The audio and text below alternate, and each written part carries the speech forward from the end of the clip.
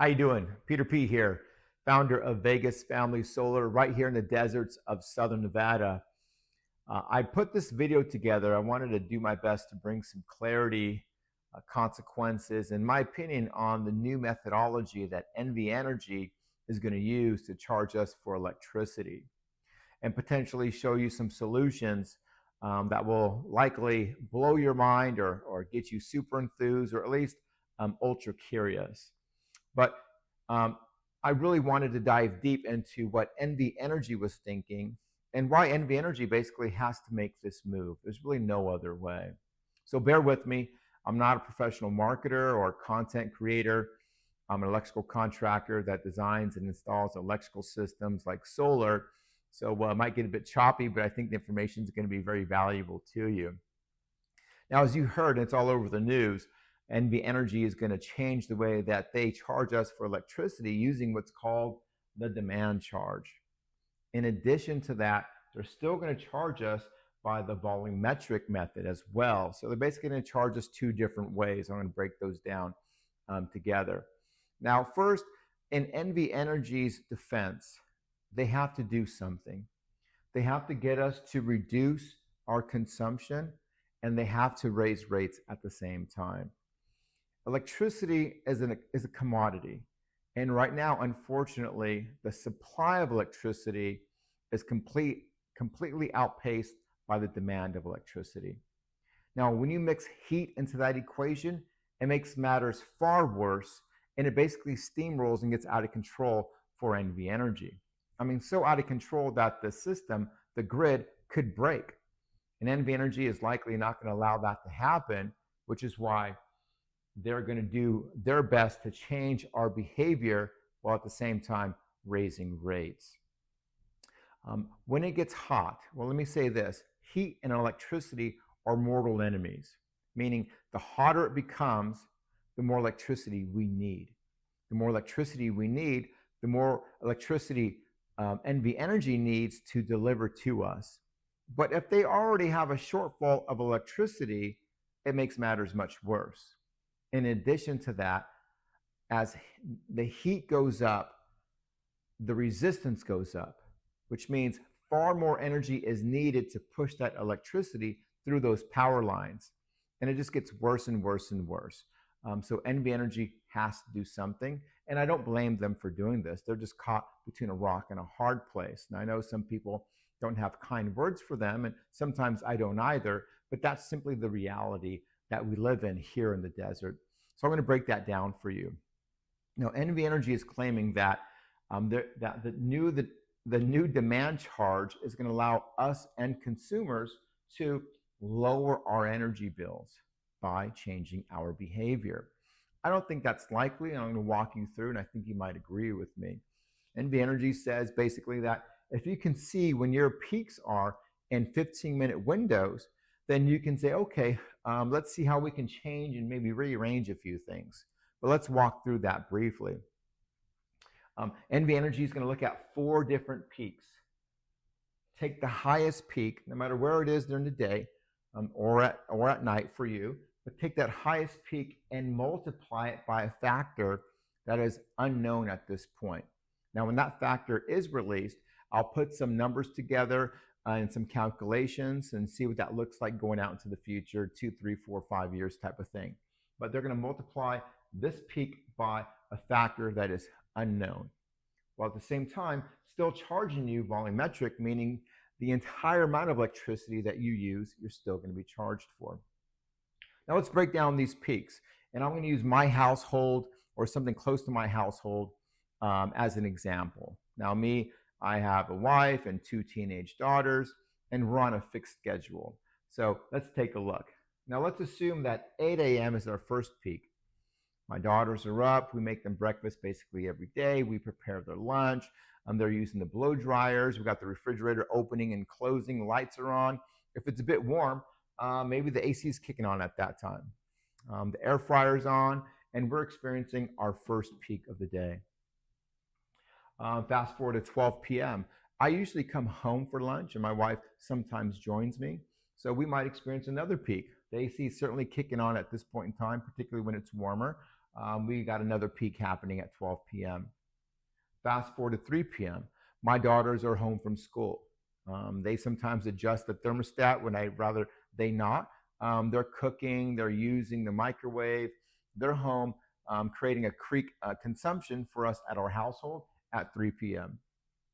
Fast forward to dinner time, well, we got another peak, and that peak is likely going to be the biggest peak, or maybe it's not, but we're definitely using the air fryer, the oven, opening the refrigerator, and if it's summertime, the AC is still kicking on. So NV Energy is going to take one of these high peaks, multiply it by the unknown factor, show it to you and say, hey, Mr. or Mrs. Smith, here are your peaks. If you want to save money, just rearrange your schedule, right? Just swap the 6 p.m. peak with the 12 p.m. peak, right? Or do more energy consumption at 12 p.m. to lower your 6 p.m., if you will. Prepare dinner at lunch so you can eat it at dinner time, lowering your peaks.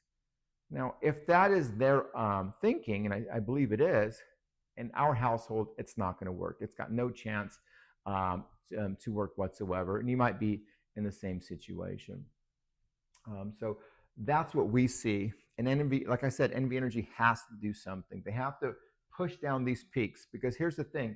Let's assume that my peak is at 6 p.m. because I'm living an ordinary life, kids in school, kind of 9 to 5 type life. And that means maybe 30, 40, 50, 60, 80% of all other households are having the exact same peak, thus putting massive stress and demand on the grid. So NV Energy must do something. Now you might say, well, what's the solution? Is it solar, Peter? You're going to sell us solar? Well, maybe, and I'll make you a deal. If you buy solar from me, it'll be entirely your fault. But first, I want you to understand how solar actually works. There's a lot of misconceptions about there as to what solar does and how it works. I'll just tell you how it works, and maybe you can figure out how it doesn't.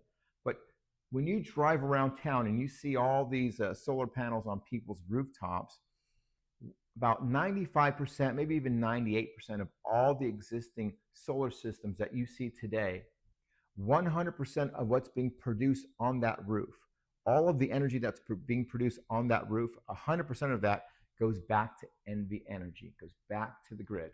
Not one single watt goes to that household, not one. If they have batteries, yes, but most people do not have batteries. It's their old basic solar system. Now, NV Energy, they take that energy from, let's say, John Smith, from their production on their rooftop, and then they'll sell that energy to the neighbors in the neighborhood. And they'll sell that energy at the going market rate. And for the privilege of using your energy using the energy on these solar rooftops, NV Energy will say, thank you, Mr. Smith, for the privilege of allowing us to take your energy. We're going to give you a credit for that. And that credit is about 30% less than what NV Energy sells that energy for. That's a pretty nice spread. Not a bad deal for NV Energy. And NV Energy claims that people with solar aren't paying their fair share or paying their way. I don't get that. Maybe you can help me with that. But that's how solar systems work. You don't use any of it. You don't get any of it. You have to send it all back to NV Energy. Then they'll give you credit for doing so. Now, compare that to the systems that we provide, that we install. We install systems where the homeowner could use what they produce at the moment that they produce it. Let me walk you through a few examples. And the price is basically the same, and batteries are not required. So let's take a look at an example.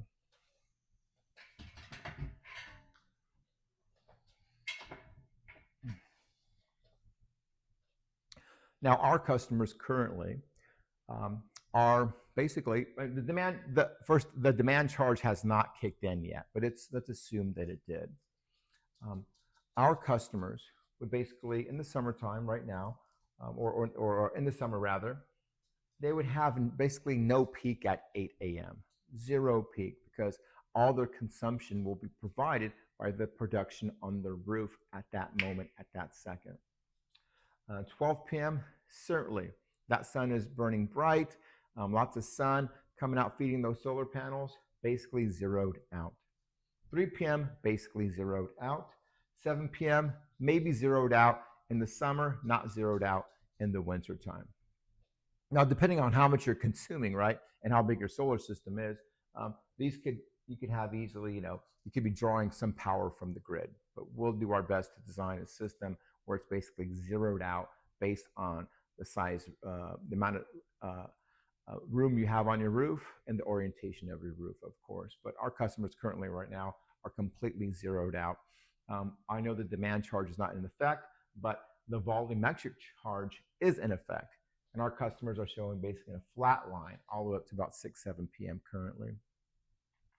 Now, when you have a system that can consume what you produce at that moment, your peaks are far lower.